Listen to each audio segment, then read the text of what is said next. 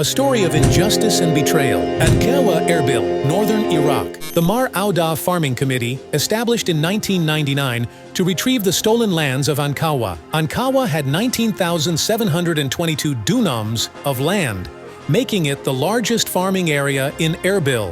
In 1975, the Iraqi government seized this land from the Ankawa farmers to construct a military airbase. They offered a pitiful compensation of 2 dinars per dunam, an insultingly low amount. Many farmers rejected the offer and others suffered deeply, some even experiencing psychogenic deaths as a result. These farming lands were valuable, far more than mere oil wells. Blessed with abundant water, Ankawa farmers cultivated a variety of grains and vegetables. During the sanctions against Iraq in the 90s, Ankawa remained relatively unaffected because of its self-sufficiency. However, after the fall of Saddam's regime, Ankawa faced another blow. Government Order No. 2 demanded people return to their lands in the northern region. Farmers obediently complied and went back and cleaned up abandoned metals and waste from their farming lands, only to witness once again their land turning into a military base by American forces in 2003.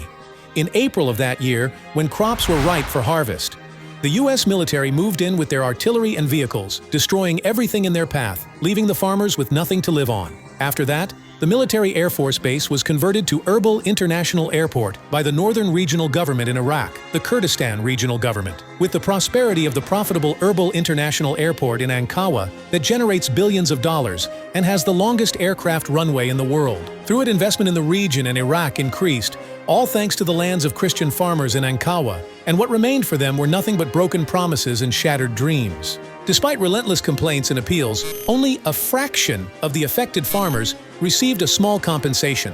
Today, 182 farmers out of 222 still await justice. Their lands, once thriving with life, now taken by the government, and the promises of compensation remain unfulfilled.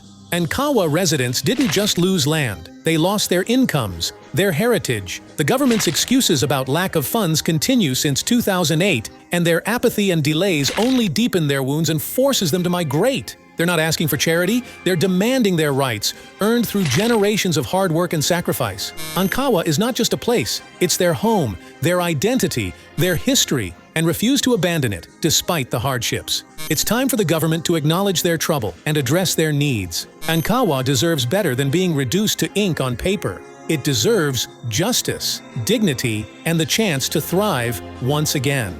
It's a call the Kurdish government, along with the Iraqi government, to stop abusing its citizens, especially the indigenous Assyrians.